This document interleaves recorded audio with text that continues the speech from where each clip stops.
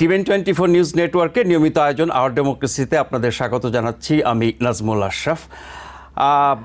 নতুন president Donald Trump দায়িত্ব নেয়ার পর থেকে যেই পরিমাণ নির্বাহী আদেশ দিচ্ছেন একের পর এক, সেগুলো নিয়ে গণমাধ্যম হিমশিম খাচ্ছে।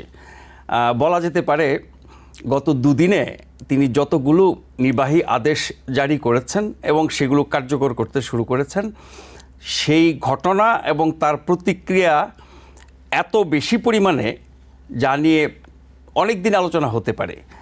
কিন্তু ট্রাম্প আমরা জানি সবসময় তিনি সংবাদের জন্ম দেন এবং তিনি সক্রিয় থাকলে আর কারো খবর গুরুত্ব পায় না, এত বেশি প্রভাবশালী তিনি খবরের জগতে। আমরা তার দুদিনের বিভিন্ন নির্বাহী আদেশ, সেগুলোর ক্রিয়া প্রতিক্রিয়া, প্রভাব, ভালো মন্দ নানান দিক নিয়ে আলোচনা করব। আমাদের সাথে এরই মধ্যে যুক্ত হয়েছেন doctor Mohsin U Patwari, professor of biology, ex dean of the school of science and allied health. Professor Patwari, আপনাকে স্বাগত জানাচ্ছি। আপনাকে অসংখ্য ধন্যবাদ। এছাড়াও আমাদের সাথে আছেন মিস আয়েশা দেওয়ান, তিনি প্রযুক্তিবিদ এবং রাজনৈতিক বিশ্লেষক। আয়েশা দেওয়ান, আপনাকে স্বাগত জানাচ্ছি। ধন্যবাদ। প্রফেসর মহসিন ইউ পাটোয়ারি, আপনাকে দিয়ে শুরু করি। যেসব বিষয়ে তিনি নির্বাহী আদেশ দিয়েছেন তার মধ্যে যেগুলো বেশি প্রভাব পড়ছে, বেশি আলোচিত হচ্ছে, বেশি বিতর্কিত হচ্ছে, তার মধ্যে অভিবাসন সংক্রান্ত, সীমান্ত সংক্রান্ত, ক্ষমা সংক্রান্ত, আরও অনেক বিষয় আছে। আমরা অভিবাসনটা নিয়ে শুরু করি। অভিবাসন সংক্রান্ত যেই আদেশগুলো তিনি জারি করেছেন এবং সীমান্তে যে জরুরি অবস্থা জারি করেছেন, অভিবাসীদের গ্রেপ্তার করা, তাদেরকে সীমান্তে আটকে দেয়া এবং আশ্রয় চাওয়ার সুযোগ না দেওয়া এবং সীমান্তে সেনা পাঠানো, এরকম অভিনব ঘটনা তো এর আগে আমেরিকাতে ঘটে নাই। আবার আমরা এটাও জানি গত 4 বছর বাইডেন প্রশাসনের আমলে সীমান্ত পরিস্থিতি এবং অবৈধ অভিবাসীদের নিয়ে অনেক ঘটনা, অনেক কিছু ঘটেছে। তার বিপরীতেই ডোনাল্ড ট্রাম্প অনেক প্রতিশ্রুতি দিয়েছিলেন এবং তিনি এসেই আমেরিকার ইতিহাসে সবচেয়ে বড় গণবিতরণ কর্মসূচি, মানে অবৈধ অভিবাসী গণহারে বিতরণ করবেন, সেই কর্মসূচি তিনি শুরু করবেন, সেটাই তিনি শুরু করে দিয়েছেন। তার যে প্রভাব পড়ছে সারা দেশে, বিশেষ করে যেসব স্যাংচুয়ারি স্টেট বা সিটি, সেখানে হয়তো তার বেশি প্রভাব।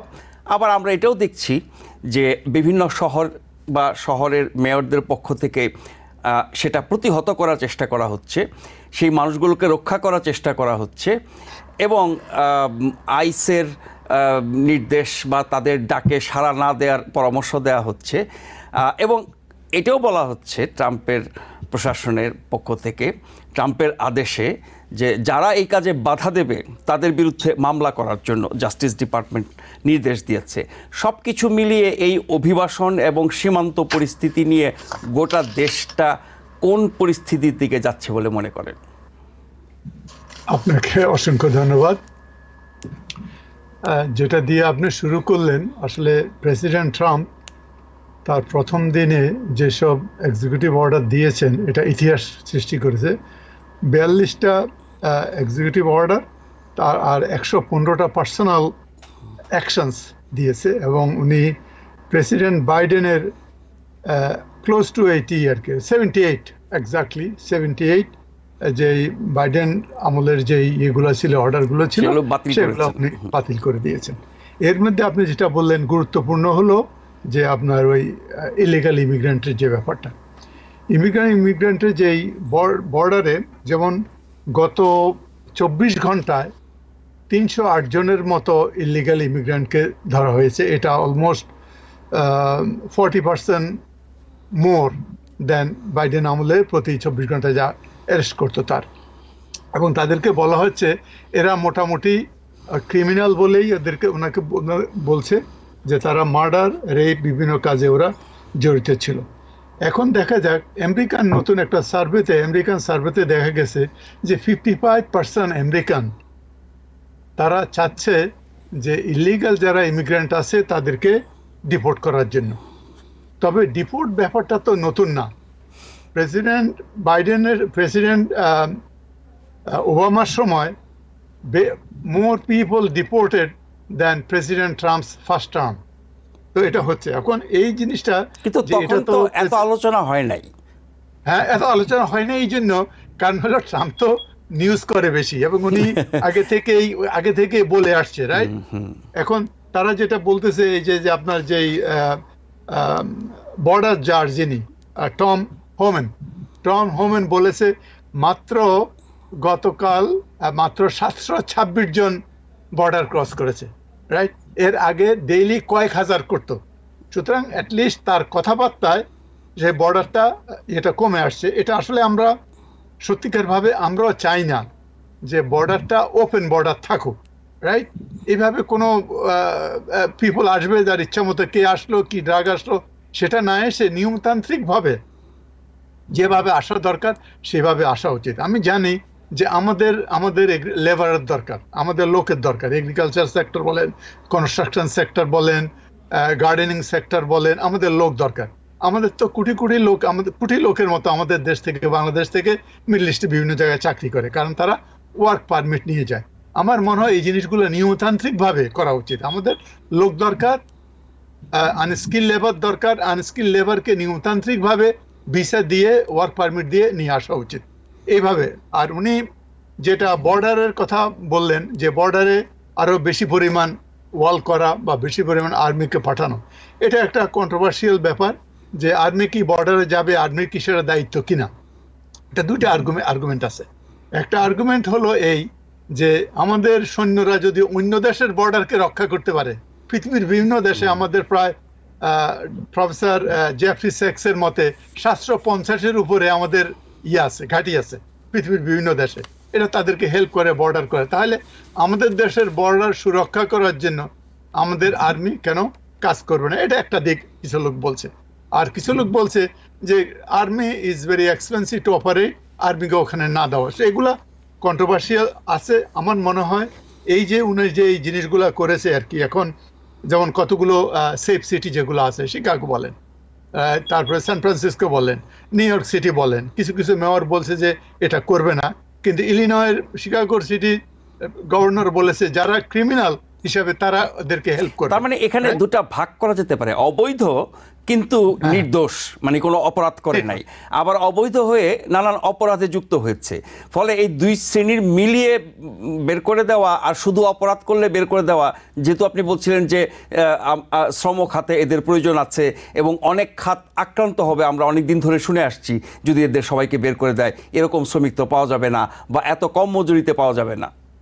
জি, এদের অনেকেই আছে কিন্তু এরা ট্যাক্স দেয়, এখানে ট্যাক্স দেয়। আর এখানে এটা তো কনজিউমার, তো আপনার 11 মিলিয়ন যে আপনার আনডকুমেন্টেড ইমিগ্রেন্ট আছে, 18 মিলিয়ন কনজিউমার, তারা খাচ্ছে। তো এদের যে খরচ করতেছে এটা মার্কেট ইকোনমিতে আসতেছে, এটাতে ট্যাক্সে আসতেছে। সুতরাং এটা যে সম্পূর্ণভাবে যে আমাদের লস হইতেছে, হ্যাঁ, তারা মেডিকেল তারপরে কেউ যারা কাজ করে না, যে ফুড এইড যেটা, হেলথ কেয়ার, এইসব কাজে আমাদের খরচ হচ্ছে। তারপরে যারা আপনার ক্রাইম করে ডেফিনেটলি, আর লিগ্যাল প্রসেসিং এ কিন্তু বিলিয়নস অফ ডলার খরচ হয় আপনার আমেরিকার নিয়মে। এই জিনিসগুলা প্রস কন দুই দিকটা আছে। তবে আমার মনে হয় যে ওই যে টম হোমেনের কথায় যে তারা কনসেন্ট্রেট করতেছেন ওনারা এখন মোস্টলি যারা ক্রাইম করেছে, সিরিয়াস ক্রাইম, তাদেরকে। তবে উনি বলেছেন তাদেরকে ধরতে গেলে ওখানে যদি আশেপাশে যদি আনডকুমেন্টেড ইমিগ্রেন্ট পাওয়া যায় যাদের বিরুদ্ধে কোনো ক্রাইম নাই, তাদেরকেও তারা ধরবে। হ্যাঁ, কারণ কাউকে ধরবে না, ওইরকম আইন হয় নাই আর কি। সুতরাং সবাইকে তার বাইরে করে দেওয়ার কথাই ট্রাম্প বলেছে। এইভাবে আমার মনে হয় এই নতুন যে একটা আলোড়ন সৃষ্টি হয়েছে সারা দেশে, মোট রিপাবলিকান ডেমোক্র্যাটদের মধ্যেও, কারণ তারা মনে করে কিছু লোকের আমাদের দরকার। সেই হিসাবে আমার মনে হয় এবার একটা কিছু হবে যে কংগ্রেস এবং বাইপার্টিজান তো একটা করেছিল প্রেসিডেন্ট বাইডেনের সময়, কিন্তু প্রেসিডেন্ট ট্রাম্প চাচ্ছিল না, রিপাবলিকান সব ওদের বলছে ওদেরকে পাস না করার জন্য। মনে হয় উনি এটা করেছেন যে উনি ইলেকশন করে উনি জিতলে ওনার হাত দিয়ে কাজটা হবে, রাইট? এটা কিছু এটা মিডল ইস্টের ট্রিটের মতো আর কি, গাজা যুদ্ধ সিজ ফায়ারের মতো। এটা হয়তো উনি একটা ভালো কিছু করতে পারবেন। আমরা করতে পারি কি, আমরা হোপ ফর দি বেস্ট আমরা করতে পারি, রাইট? আর কতগুলো যেটা উনি করেছেন সেটা আপনি হয়তো আলাদা আলাদাভাবে আলাপ করবেন। জি, আমরা সেই বিষয়গুলো জি অন্য বিষয়গুলো আসবো, অভিবাসন নিয়ে আমরা আরেকটু আলাপ করিনি। আয়েশা দেওয়ান, এই যে বিভিন্ন শহরের পক্ষ থেকে প্রতিহত করার কথা বলা হচ্ছে, আইসের ডাকে সাড়া না দেয়া, তাদেরকে সহযোগিতা না করার কথা বলা হচ্ছে, আবার নিউ ইয়র্ক সিটির মতো শহরের মেয়র কিন্তু আবার বাধা দেয়া কথা বলছেন না, তিনি একরকম সহযোগিতাই করছেন, যদিও তিনি বলছেন যে যারা অবৈধ অপরাধী ইত্যাদি ইত্যাদি। তার মানে যারা প্রতিহত করার কথা বলছে, আবার যারা এটা প্রয়োগ করার জন্য দৃঢ় প্রতিজ্ঞ, মানে ট্রাম্প প্রশাসন, সেক্ষেত্রে কি কোনো সংঘর্ষ বা সাংঘর্ষিক পরিস্থিতি তৈরি হতে পারে কিনা? এটা সাংঘর্ষিক কোনো পরিস্থিতি তৈরি হবে না। পুরো ব্যাপারটাই হচ্ছে প্রত্যেকের আলাদা আলাদা, আমরা জানি যে স্টেট লেজিসলেশন আছে, তারপর আপনার সেঞ্চুরি সিটিগুলোর নিজস্ব একটা আইন কানুনের ব্যাপার আছে। তো যেখানে যার যার স্ট্যান্ড পয়েন্ট থেকে শেষে ডিসিশন নিতে পারে এবং সেটা ফেডারেল গভর্নমেন্টের আয়তায়, সেই আইনের অধীনে তারা যতখানি ইম্পোজ করতে পারে স্টেটের সাথে কোলাবোরেশনে, তারা সেটা করবে।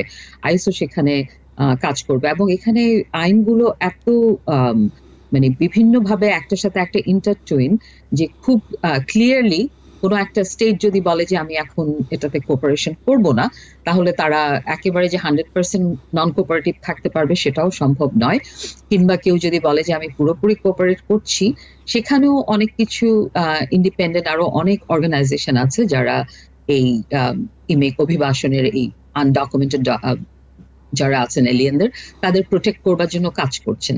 তো এগুলো স্টেট, কাউন্টি এবং ফেডারেল তিনটে জায়গার একটা মানে আইনের মিডল টার্মে আসতে হবে। কিন্তু সংঘর্ষ আপনি যেটা যদি বলে থাকেন যে যেহেতু কোনো স্টেট রাজি হচ্ছে, যদিও তারা সেঞ্চুরি, কিন্তু কেউ রাজি হচ্ছে না, সেখানে একটা কনফ্লিক্ট হবে কিনা বড় ধরনের, আমার মনে হয় না বড় ধরনের কোনো কনফ্লিক্ট হবে।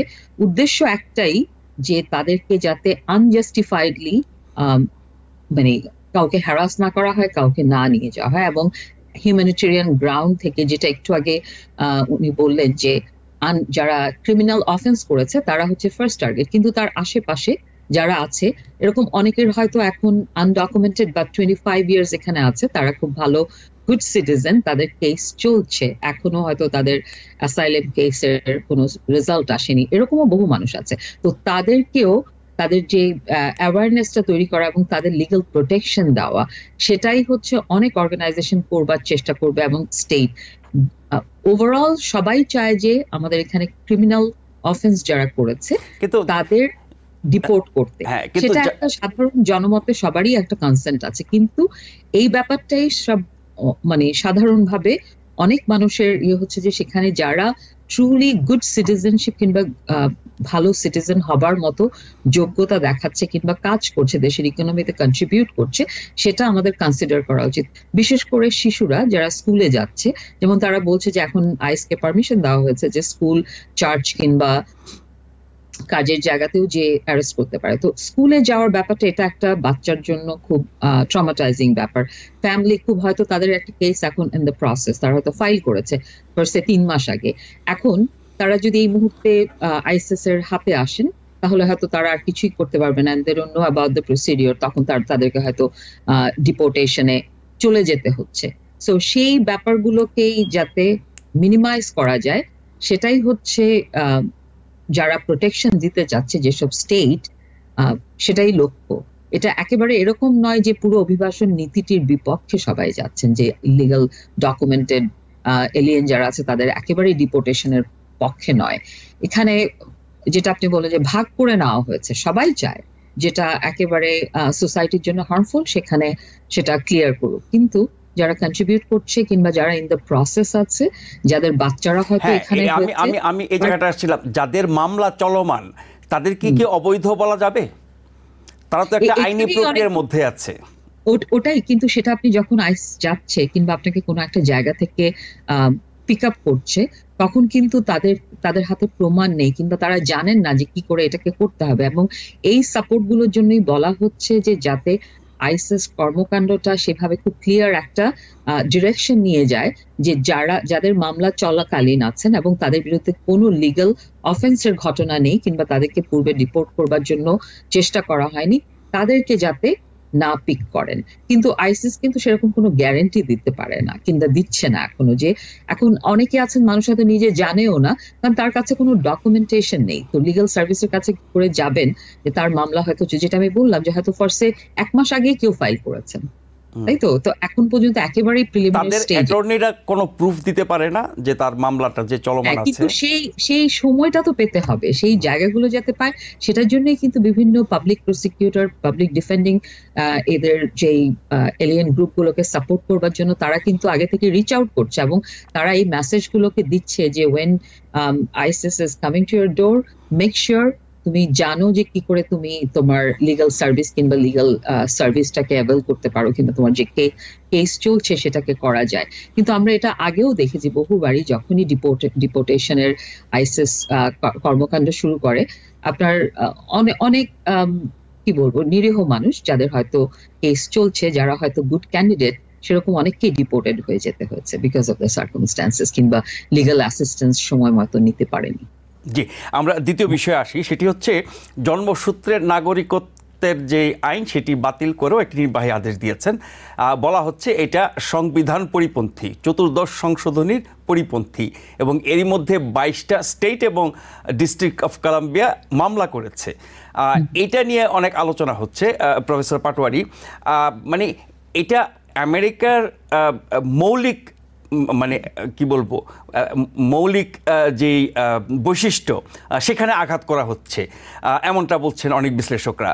তো এটা করে কি পার পাবে আদালতে, কি সেটা টিকবে এই ধরনের আদেশ? আমার মনে হয় এটা একটা, it is not a good decision. এই যে 14th অ্যামেন্ডমেন্টের যে জন্মসূত্রে নাগরিকত্বটা, এটা প্রায় আপনার 157 ইয়ার্স এগোর একটা ল। যখন আমাদের সিভিল ওয়ার হয়েছে, সিভিল ওয়ারের পরে যে পার্টিকুলারলি যখন যারা স্লেভ যারা ছিল তাদের ছেলে মেয়েরা জন্মগ্রহণ করছে, বিদেশ থেকে নিয়ে আসছে, ওদেরকে তখন বলেছে এরা এখানে জন্মগ্রহণ করছে, এদেরকে নাগরিকত্ব দিয়ে দাও। সেইভাবে জন্মসূত্রে নাগরিকত্ব হয়েছে। পৃথিবীর অনেক দেশেই কিন্তু এটা আছে, ব্রিটেনে বা বিভিন্ন দেশে, কানাডায় জন্মসূত্রে নাগরিকত্ব আছে। এখন উনি এই জিনিসটা একটা কন্ট্রোভার্সিয়াল জিনিসটা ক্রিয়েট করছে। আপনি এতগুলো ছেলে, tentatively about 12,000 babies are born every day from undocumented immigrants, 11 million families, ওটার কথা বলেছে আর কি। তো যেমন কানাডিকাতে ইভেন 720 জন না কত গতকাল না পরশু জন্ম হয়েছে। এই এতগুলো ছেলে এই দেশে এরা আসছে, এরা এই দেশে জন্মসূত্রে যারা নাগরিক হলো, এটা হঠাৎ করে এটা একটা কনস্টিটিউশনাল একটা ইস্যু। এই কনস্টিটিউশনাল ইস্যুটা প্রেসিডেন্ট ট্রাম্প তো এটা কলমের খোঁচা এটা করে দিতে পারেন না। এবং এটার জন্য যে আপনি বললেন যে 22টা স্টেট অ্যাটর্নি জেনারেলরা তারা এটার জন্য পিটিশন করেছে। এবং আমি কর্ণাটিকাটের একজনের একটা দেখলাম যে সে নিজেই, যে অ্যাটর্নি জেনারেল, সে বলছে তার বাবা মা যখন এই দেশে আসছে তখন তারা ইলিগাল ছিল, আনডকুমেন্টেড ইমিগ্রেন্ট। তাদের ঘরে সে জন্ম নিয়ে, এত হায়ার এডুকেশন নিয়ে সে এখন কিভাবে আমেরিকান রাজনীতিতে, আমেরিকান সমাজে কন্ট্রিবিউট করছে, এটা একটা ভ্যালিড, এটা খুব ভালো জিনিস। এবং এরা এই ছেলেপেলেগুলা থেকেই যে ভবিষ্যতে যে একজন প্রেসিডেন্ট হবে না, একজন সিনেটর হবে না, একজন গভর্নর হবে না, হতে পারে, কারণ তারা তো জন্মসূত্রে নাগরিক। আমি আপনি হয়তো প্রেসিডেন্ট হতে পারবো না, কারণ আমাদের জন্ম এখানে না, কিন্তু ওরা হতে পারে। এই যে ছেলেপেলেগুলো, এটা হিউম্যানিটিয়ান একটা পয়েন্ট অফ ভিউ আছে, রাইট? আর আমাদের দেশে তো লোক জনবল দরকার। এটা একটা huge country, about 25% of our agricultural land are being use, মাত্র 25%। সুতরাং আমাদের অনেক রুম আছে, আমাদের অনেক দরকার আছে। আমার মনে হয় এই ফ্যামিলিগুলোকে এইভাবে না করা। তবে একটা জিনিস যেটা, এটা প্রেশারটা ক্রিয়েট এই জন্যই করতেছে যে আপনি যাতে করে মানুষ এখানে এসে যে একটা বাচ্চা হলে আমি থেকে যাব। এখন ওটা অবশ্য কারণ দেখেছে যে ফাদার মাদার দুজনেই যদি কোনো লিগ্যাল স্ট্যাটাস না থাকে তাদেরকে নিয়ে যাবে। এবং দেখেন আরো ডিসরাপশনটা কি হবে এদের জন্য। যাদেরকে ধরে নিয়ে যাবে, যাদের ডিপোর্ট করার কথা, ওদেরকে নিয়ে একটা হোল্ডিং ক্যাম্পে রাখবে, রাইট? ওই হোল্ডিং ক্যাম্পে রাখাটা, হোল্ডিং ক্যাম্পে রাখা মানে কি, বিরোধী দলের লোকেরা বলে কনসেন্ট্রেশন ক্যাম্প, আমি বলবো না কনসেন্ট্রেশন ক্যাম্প। হোল্ডিং ক্যাম্পে রাখলে এই ছেলে মেয়েগুলোর একটা ডিসরাপশন হবে। আর ওদের যে মেন্টাল একটা প্রেশার, বাচ্চাদের এই যে একটা ভয়, এদের একটা সাইকোলজিক্যাল একটা ইস্যু ওদের মধ্যে চলে আসবে। আমার মনে হয় হিউম্যানিটিয়ান গ্রাউন্ডে এই জিনিসটা করা উচিত। এবং এটা এফেক্টিভ হইতে তো 1 মাস 2 মাস সময় আছে। আমার মনে হয় এর মধ্যে ল সুট লেগে গিয়ে আমার মনে হয় এটা একটা কিছু ব্যবস্থা হবে আর কি। এখন আপনি কি করবেন, এই ফাদার মাদারকে যদি আপনি ডিপোর্ট করেন, এই বাচ্চাদেরকে কি রাখতে তো পারবেন না, বাচ্চাদেরকে তো আপনি কেউ দেখাশোনা করতে হবে, এটা কে করবে? আর বাচ্চারা যদি চলে যায় ফাদার মাদারের সাথে, আপনার তো একটা ডিউটি আছে, আমার দেশের জন্মগ্রহণ করছে, আমি নাগরিক, ওদেরকে ওখানে একটা দেখাশোনাতে সমস্যা আছে। It is not a simple solution, it is complicated. আমি মনে করি হয়তো এই ধরনের লসুটে এটাকে একটা বন্ধ করে দিতে পারে বলে আমার মনে হয়। এটা বাট এটা কমপ্লিকেটেড, আমি যেটা আপনাকে বলতে চাচ্ছি আর কি, আপনি এইদিকে যাবেন না ওই দিকে যাবেন, রাইট? এটা একটা বিরাট ব্যাপার আর কি। তো I will support this little kids, তারা স্কুলে যাচ্ছে, ওদের একটা ভবিষ্যৎ আছে, ওদেরকে সুযোগটা কোনোভাবে দেওয়ার হলে এটা মনে হয় আমেরিকার জন্য ভালো হবে। আশা দেওয়ান, অবৈধভাবে থাকছেন আমেরিকাতে, তাদের সন্তান হলে জন্মসূত্রে নাগরিকত্ব পেত, সেটার বিরুদ্ধে ট্রাম্প আদেশ দিয়েছেন। আবার অনেকে ওই যেহেতু জন্মালে পরে নাগরিকত্ব থাকে, হয়তো সেই উদ্দেশ্যেই অনেক বাবা মা এদেশে আসেন সন্তান জন্ম দেওয়ার জন্য, সেরকম ঘটনাও আছে।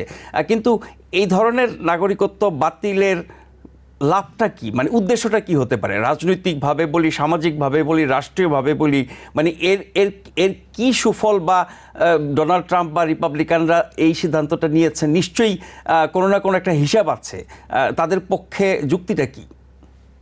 এটা অনেকগুলো গ্রাউন্ড আছে, অনেক ধরনের যুক্তি আছে। কোনো যুক্তি হয়তো ভীষণ অযৌক্তিক। আমি কয়েকটা যুক্তির কথা বলি। যে আপনি যেটা বললেন একটু আগে, যেটা আলোচনায় উঠে এসছে, যে এটা সাংবিধানিকভাবে করা সম্ভব নয়, যেহেতু 14 অ্যামেন্ডমেন্টের জন্য আপনাকে অ্যামেন্ডমেন্টকে আবার করতে হলে 2/3 মেজরিটি নিতে হবে, আপার হাউস লোয়ার হাউস সব জায়গাতেই। সেটা সম্ভব নয়, সেটা করতে পারবে না। কিন্তু যেটা হচ্ছে যে এই যে অর্ডারটা তিনি দিয়েছেন, এটার পেছনে অনেকগুলো কারণ আছে। একটা হচ্ছে আপনি যেটা বলছিলেন, যে একটা ফিয়ার আমেরিকার শ্বেতাঙ্গ জনগোষ্ঠীর মধ্যে বিশেষভাবে কাজ করে, যে আমরা বিভিন্ন কালার্ড পপুলেশনের মানুষরা এখানে এসে থাকছেন, বিভিন্নভাবে আনডকুমেন্টেড, তাদের ছেলেমেয়েরা এখানে জন্মাচ্ছে এবং তারা নাগরিকত্ব পেয়ে যাচ্ছে। সেটা একটা গ্রুপ।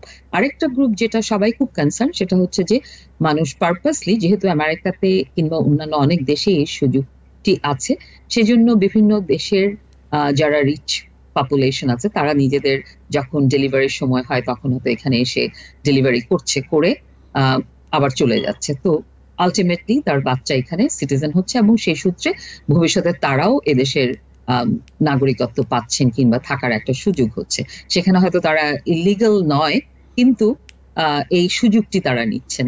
আরেকটা গ্রুপ হচ্ছে, যেমন এখন আপনি এই যে আইনটি বলছেন, যে জন্মগতভাবে যারা এরকম হবে, যারা সিটিজেন নয়, তাদেরকে আপনি নাগরিকত্ব নিয়ে নেবেন, কিংবা 19 ফেব্রুয়ারি থেকে এটা বলা হয়েছে যে যারা জন্মগ্রহণ করবে, যেমন যারা ধরেন এখানে H1B ভিসায় আছে ফার্স্টে, যে বিভিন্ন ক্যাটাগরিতে এখানে মানুষ আছেন যারা বিভিন্ন কাজের পারপাসে এদেশে থাকছে, এবং তাদের এখানে ফ্যামিলি হচ্ছে, তাদের বাচ্চারা জন্ম নিচ্ছে, এবং তারা অটোমেটিক্যালি সিটিজেন হচ্ছে, তাই না?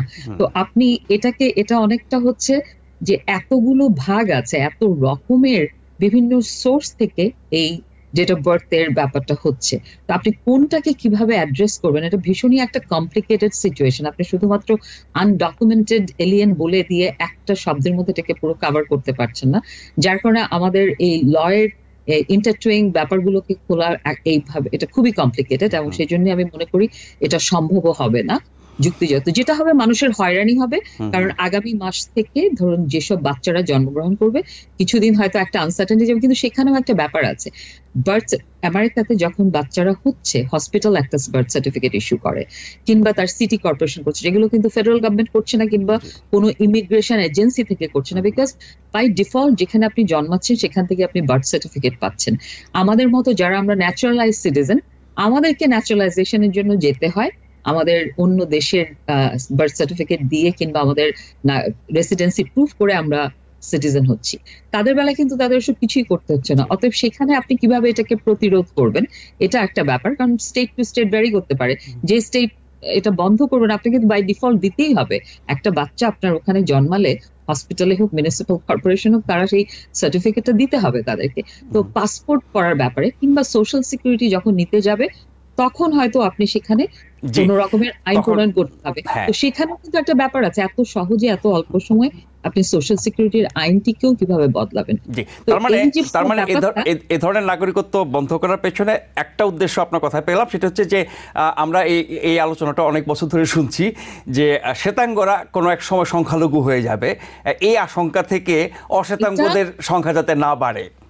এটা একটা ব্যাপার। আরেকটা হচ্ছে যে উনি এই ব্যাপারটা এই মুহূর্তে করার পেছনে আমার যেটা মনে হয় যে এটা তার বিচক্ষণ, তার যে অ্যাডভাইজারি বোর্ড আছে সবাই জানে যে এটা খুব সহজ শান্ত ব্যাপার নয়, এবং এটা হচ্ছে মোস্ট কমপ্লিকেটেড একটা ইস্যু ইমিগ্রেশনের মধ্যে। কিন্তু এটা হচ্ছে তিনি যে প্রমিস করেছেন, তার যে বিশাল একটা বেজ আছে, তাদের কাছে তার এটা প্রমাণ করা যায়। তার মানে শুধুমাত্র রাজনৈতিক সুবিধার জন্য জেনে শুনে এটা টিকবে না, সংবিধানের সাথে সাংঘর্ষিক, এটা অনেক জটিল, এসব কিছু নিশ্চয়ই ট্রাম্পের উপদেষ্টারা বা যারা এই বিষয় নিয়ে কাজ করছেন তারা জানেন। জেনে শুনে করা মানে হচ্ছে যে একটা সস্তা জনপ্রিয়তা পেলাম, এটা অনেকটা স্টান্ট করা আর কি। আপনি হঠাৎ একটা কমপ্লিকেশন তৈরি করে দিলেন এবং একটা জনগোষ্ঠীকে আপনি খুব হ্যাপি করে দিলেন, কিন্তু এটার আলটিমেট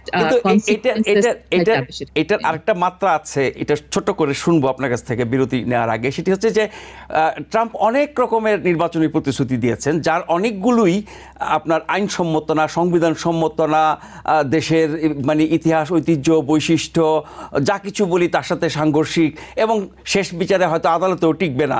তারপরে সেই প্রতিশ্রুতিগুলো দেওয়া, এক শ্রেণীর মানুষের সমর্থন নেওয়া, তাদেরকে খুশি করা, এসে আবার সেই প্রতিশ্রুতি রক্ষার নামে এই আদেশগুলো জারি করা, এবং এগুলো যখন টিকবে না, ভবিষ্যতে এ ধরনের প্রতিশ্রুতি দেওয়ার ক্ষেত্রে মানুষ কতটা নেবে, এই প্রশ্ন হয়তো তৈরি হতে পারে। আমরা একটা ছোট্ট বিরতি নিয়ে এসে আলোচনায় আবার ফিরবো। আপনারা একটু অপেক্ষা করবেন, যারা অনুষ্ঠান দেখছেন আশা করছি আমাদের সাথে থাকবেন। ধন্যবাদ আমাদের সাথে থাকবার জন্য। আমরা কথা বলছি প্রেসিডেন্ট ডোনাল্ড ট্রাম্পের বিভিন্ন বিষয়ে নির্বাহী আদেশ, তার প্রভাব, তার কার্যকারিতা, আইন কানুন, সংবিধান, আদালত, বহু কিছু এর মধ্যে যুক্ত হচ্ছে। আমাদের সাথে আছেন professor doctor Mohsin U Patwari এবং আয়েশা দেওয়ান। প্রফেসর মহসিন ইউ পাটোয়ারি, এবার আসতে চাই ক্ষমার বিষয়টাতে। আমেরিকার ইতিহাসে বিরল যে ঘটনাটি ঘটেছে, ক্যাপিটল হিলে হামলা, সেই ঘটনার দীর্ঘ তদন্ত, দীর্ঘ বিচার প্রক্রিয়া, যারা দোষী সাব্যস্ত হয়েছেন, প্রমাণিত হয়েছেন, তাদের শাস্তি দেওয়া হয়েছে, দণ্ড দেওয়া হয়েছে, তারা সে সাজা ভোগ করছিলেন, তাদেরকে পাইকারি হারে মাফ করে দিয়ে বের করে দিলেন। আইনের শাসন তাহলে থাকে কোথায়?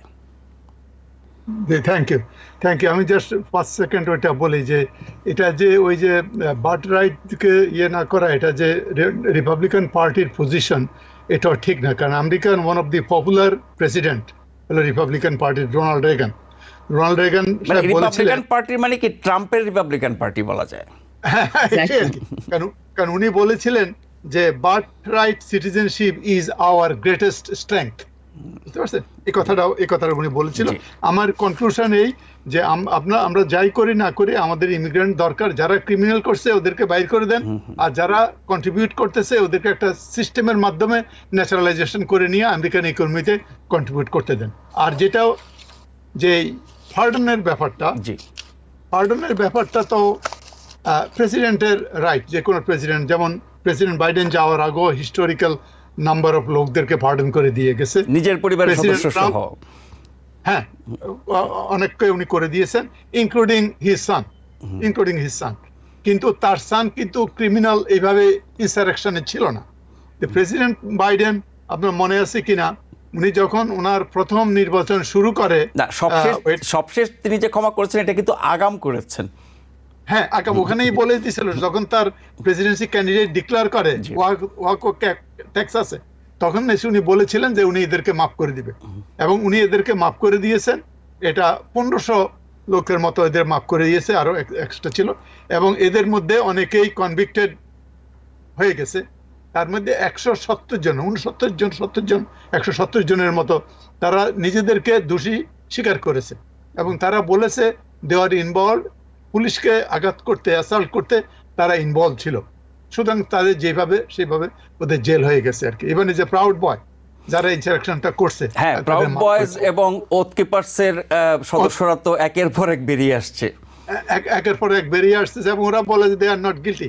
একমাত্র এক মহিলাই বলছে সে পার্ডন চায় না, আমার মনে হয় একটা মহিলা বলছে। এই জিনিসগুলা যে করছে, এই লোকগুলা যে ইনসারেকশন করছে, এরা কার ইনভেস্টিগেশনে করছে, এটা তো আমরা সবাই দেখছি, এটা ওনার ইনভেস্টিগেশনে করছে, রাইট? এখন উনি এটাকে, সুতরাং তাদেরকে ওটা প্রমাণ করার জন্য যে ঠিক আছে তোমরা করছো, আমি তোমাদেরকে এখন মাফ করে দিই, এটা আমার মনে হয় আমাদের ক্রিমিনাল জাস্টিস সিস্টেমকে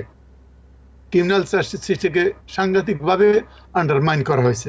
কারণ আপনি এত টাকা পয়সা, এত একটা জিনিসকে প্রসিকিউট করতে কিন্তু অনেক অর্থের দরকার, lawyer, both side lawyer, this and that করে সময় দরকার, এগুলা করে নিয়ে আসছে, করে এসে আপনার ক্রিমিনাল হলো, আপনি ওটাকে মাফ করে দিলেন। কোন একটা ব্যাপার আছে হয়তো যে হয়তো 20 বছরের জেল হলো, আপনি একটু কমাই দিলেন, রাইট?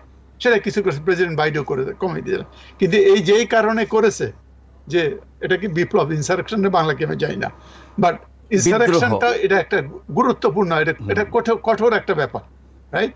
একটা সরকারকে ক্ষমতায় নিতে না দেওয়া, একটা গভর্নমেন্টকে করতে না দেওয়া, পুলিশকে করা, রাষ্ট্রদ্রোহিতা আর কি, রাষ্ট্রদ্রোহিতা। হ্যাঁ, রাষ্ট্রদ্রোহিতা তো রিয়েলি এ সিরিয়াস ক্রাইম, এবং এটা করছে, এটা আমার মনে হয় উনি একটু ঠিক করেন নাই ব্যাপারটা, কারণ এটা একটা ইতিহাসে একটা থাকবে। আর যেটা বলি, ওনার তো আসলে এখন যা করার উনি করে যাচ্ছেন, এর বিরুদ্ধে তো কংগ্রেসে কিছু করা যাবে না। অন্য কিছুতে কংগ্রেসে যেগুলো পাস হয়েছে এগুলো হয়তো থাকবে না ওনার অর্ডার, কিন্তু এটার বিরুদ্ধে কংগ্রেসের এটাই তার রাইটে আছে। সুতরাং এই জিনিসটা উনি তো এই একটা it is his last term, right?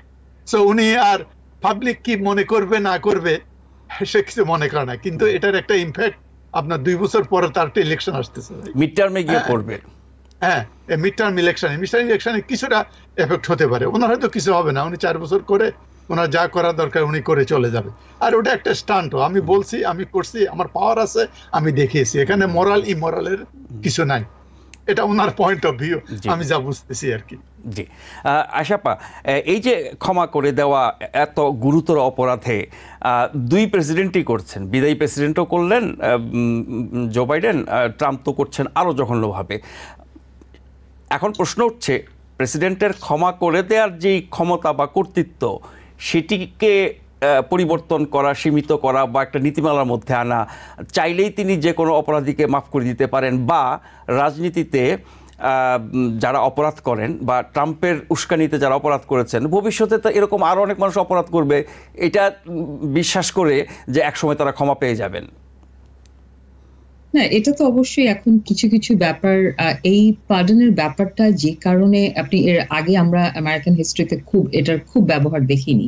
এই ক্ষমতা তো সবসময় ছিল প্রেসিডেন্টদের, করতে পারেন, এবং সেটা খুব সীমিত, খুব একেবারে নেহাত প্রয়োজন ছাড়া কখনো করেন। এখন রাজনৈতিক পট পরিবর্তন হচ্ছে, অনেক কিছুই আমরা দেখছি বদলে যাচ্ছে, এবং এই 6 জানুয়ারির ঘটনাটি বহুদিন ধরেই আমরা জানি যে এটা যদি ট্রাম্প দ্বিতীয়বার নির্বাচিত হন তাহলে এটা হবে, উনি পার্ডন করবেন, উনি ডিক্লেয়ার করেছেন। এবং তার কাউন্টারে ওনার এই যে রাজনীতিতে যে একটা কি বলে অ্যাগ্রেসিভ অ্যাটাক অ্যান্ড পাল্টা অ্যাটাকের ব্যাপারটা, এটা কিন্তু আমরা এর আগে, আপনি 10 বছর আগেও যদি আমেরিকার ইলেকশনে যান কিংবা প্রেসিডেন্সিয়াল ইলেকশন গুলো দেখেন, বরাবরই রিপাবলিকান এসছে, ডেমোক্রেট এসছে, পাল্টা দু দলের মধ্যে প্রেসিডেন্টের বদল হয়েছে, কিন্তু আমরা কখনোই এরকম রিভেঞ্জফুল, ভিন্ডিকটিভ, যেটা একটা ওপেন ডিভিশন এখন আমাদের পুরো দেশের মধ্যে, কালচারের মধ্যে, এই ব্যাপারটা ছিল না।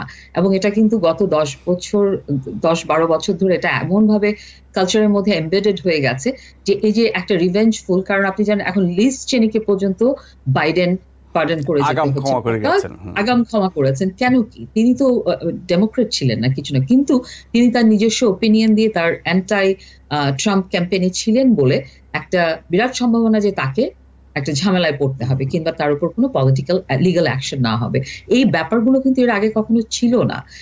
এটা কখনো চিন্তাই করতে পারতো না কেউ তার ওপিনিয়ন দিয়ে সে যদি তার বিপক্ষ কিংবা তার দলের প্ল্যাটফর্ম থেকে অন্য কাউকেও সাপোর্ট করে, সেখানে তাকে একটা কনসিকুয়েন্সেস এভাবে নিতে হবে। মানে প্রতিহিংসার রাজনীতি সেটি আমেরিকাতে ছিল না, এটা প্রতিহিংসা, এবং আমি বলবো যে মানে কাদা ছোড়াছুড়ির রাজনীতি, এই ব্যাপারটা আগে ছিল না। তো এই যে কালচারটা শুরু হয়ে গেছে, সেখান থেকে সেটারই একটা রেজিডিউ আমি বলবো যে এই পার্ডন পাল্টা পার্ডন, এখন যে যার যার স্বার্থ কিংবা সেফটি নেটের মধ্যে থেকে সেভাবে করছে। ট্রাম্পের জন্য এটা 6 জানুয়ারি ঘটনাটাকে ওরা প্রথম থেকেই তারা এটাকে রাষ্ট্রদ্রোহী ঘটনা বলে মেনেই নেননি।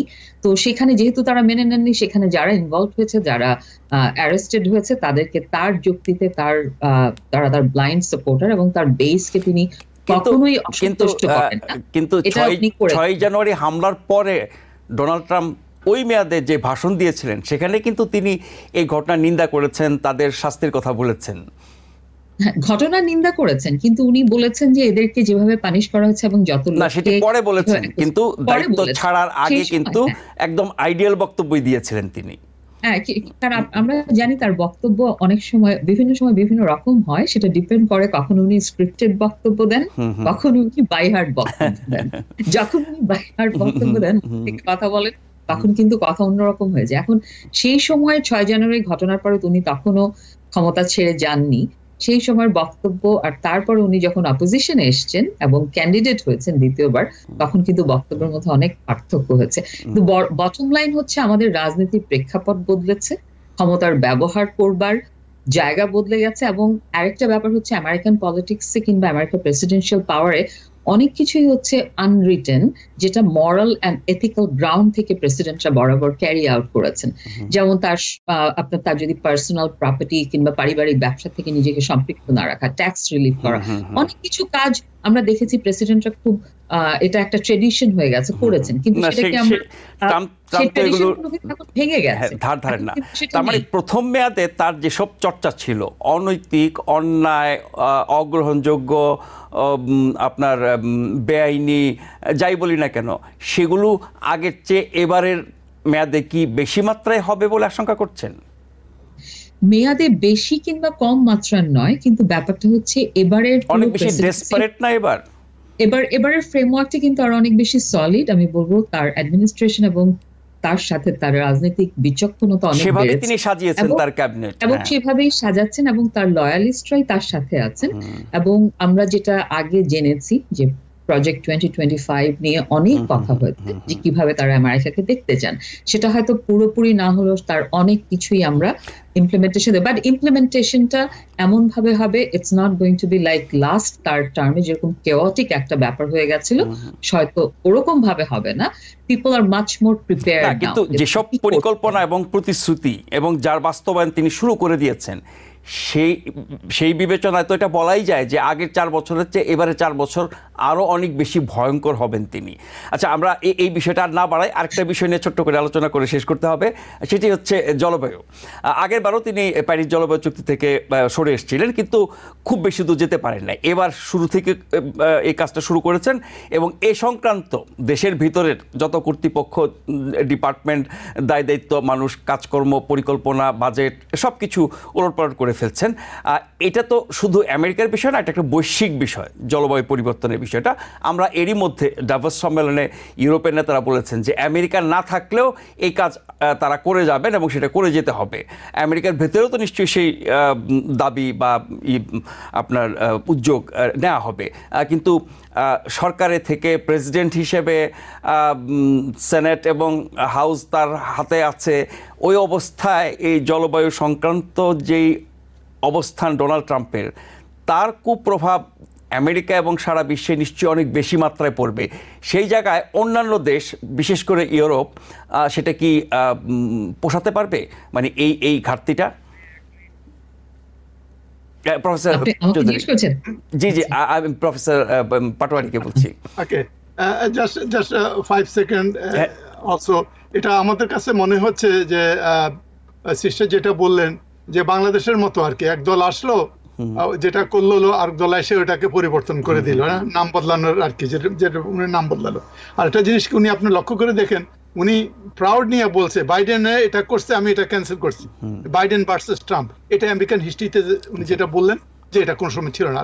আর 2 নম্বর হলো, এই যে পলিটিক্যাল অ্যাক্টিভিস্টরা, এদেরকে একটা ইনফ্লুয়েন্স করবে, কারণ পলিটিক্যাল অ্যাক্টিভিস্টরা এখন দেখবে 1 টার্ম না হোক 2 টার্ম হোক আমার গভর্নমেন্ট তো আসবে, রাইট? আমি যা করি একটা কিছু করতে পারবে, ক্রাইম করলাম এটা তো মাপ পেয়ে যাবে। এটা কিন্তু খুব খারাপ একটা জিনিস হয়েছে। আর যে ক্লাইমেট যেটা, এটা America is one of the biggest environment polluter, right? এবং উনি এসে যে ইভি ইলেকট্রিক ভেহিকল বন্ধ করা, তারপরে ডিরেগুলেট করলো ড্রিলিং করাটা, রাইট? এগুলা তো কন্ট্রিবিউট করতেছে আরো। কিন্তু আমেরিকাতে অলরেডি ইভেন রিপাবলিকান ডেমোক্রেটদের মধ্যে একটা বিরাট অংশ সত্যিকার বিশ্বাস করতেছে যে climate is an existential threat in the world, is a temperature raise করে, এটা একটা এই জিনিসটা আছে। তো উনি ওই যে একটা গ্রুপকে স্যাটিসফাই করার জন্য এটা বলেছে, তবে ইভেনচুয়ালি কতটুকু স্টিক করতে পারবে ইউরোপ এন্ড আদার, তারা solid on that. All throughout the world including China, Russia, Australia, Canada, তারা সলিড। সুতরাং আমেরিকা হয়তো ইমিডিয়েটলি এগুলা করবে, কিন্তু তারা কন্ট্রিবিউট করবে আর কি, হয়তো 4 বছরের জন্য আমাদেরকে অপেক্ষা করতে হবে। WHO তো উনি চলে আসলেন। এগুলা আসলে কতটুকু তার সল পলিটিক্যাল স্টান্ট এগুলা করতেছে, তার অ্যাডভাইজার যে সবাই এটা অ্যাডভাইস দিচ্ছে তা না, উনি নিজের অনেক সময় he is also his own idea, whose thought, everything এগুলা করে। এই ক্লাইমেট চেঞ্জের ব্যাপারে আশা দেওয়ান আপনার কাছ থেকে ছোট্ট করে শুনে শেষ করব।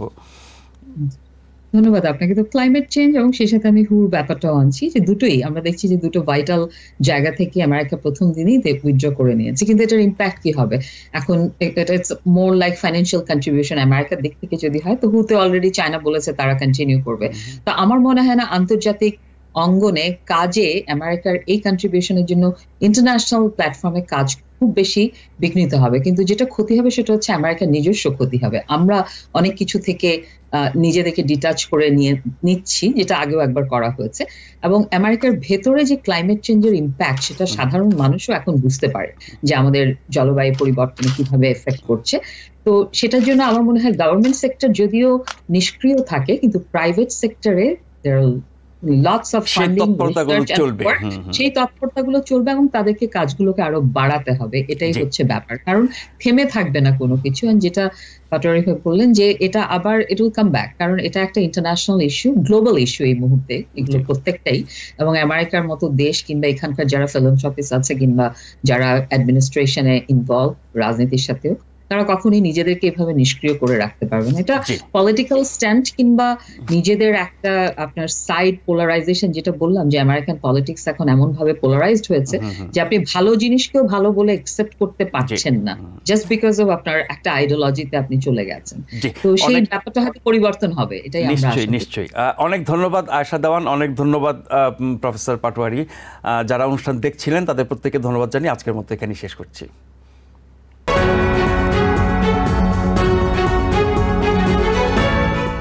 TBN 24 টেলিভিশন দেখতে আজই কল করুন 7187776556। লগ ইন করুন www.totalcablebd.com।